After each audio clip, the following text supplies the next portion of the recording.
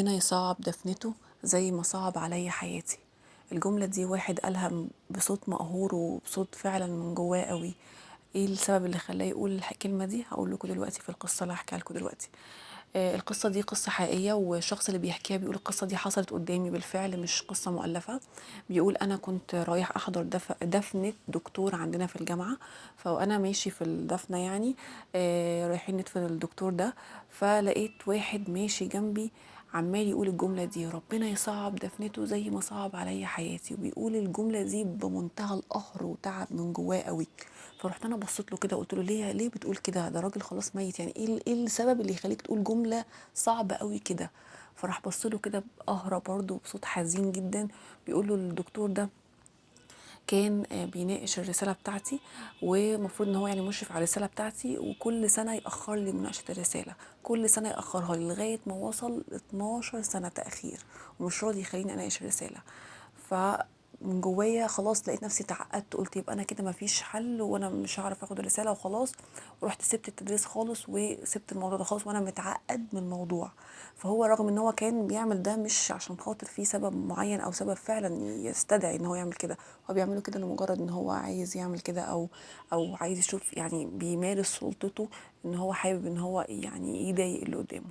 فده كان كلامه كان يعني من جواه قوي، واحساس بالقهره جامد قوي.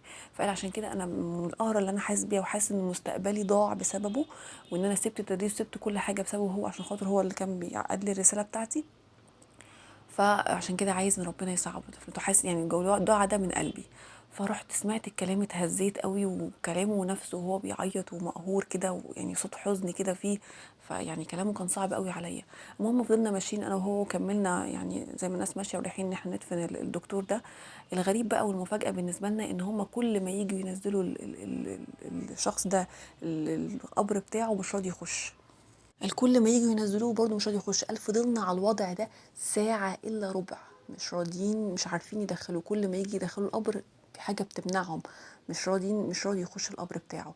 فلدرجة ان الناس اللي حواليه بقى خلاص، يعني ما مش لاقيين ان هو مش راضي يدخل، فراحوا بصوا للناس اللي واقفين يعني كلهم، فقالوا لهم: يا جماعة لو في حد ليه مظلمة عند الشخص ده يسامحوا عليها، عشان خاطر اكيد الشخص ده يعني من ضمن الاسباب اللي مخليه ما يخش القبر ده، اكيد ان هو في حد ظلم حد معين، فلو في حد ليه مظلمه عنده ارجوكوا يسامحوا عشان خاطر يخش القبر بتاعه. رحت انا، يعني الشخص بيحكي بيقول ان انا رحت بصيت للشخص اللي جنبي، اول حد جه في بالي طبعا مين؟ الزميل اللي بيحكي لي القصه. فرحت بصيت له في صدمه كده، قلت: ايه ده؟ معقوله يا رب؟ ايه ده؟ فراح هو التاني راح بص لي كده وفهم ان ده يعني الكلام ده اكيد مقصود بيه هو. ففهم ان هو السبب ان الراجل ده ما يخش القبر بتاعه. فراح بص كده للسما وقال له: يا رب بص انا مسامحه، رغم ان انا، يا رب انا عارف اني صعب عليا ان انا اسامحه، بس انا مسامحه وحقي عندك. الكلام ده قاله فوق كده، يعني هو بص للسما وقال الجملتين دول. قال بعد ما قال الجملتين دول راح فعلا الراجل جم يدخلوه القبر، راح دخل على طول. كأني بيقول كان في جبل مانع دخول الشخص ده للقبر.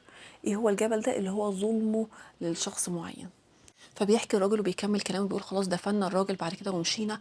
بس ممكن ناس مشيت عادي وخلاص والموضوع بالنسبه لهم عادي، بس انا الموقف اللي حصل قدامي مش قادره اتخطاه.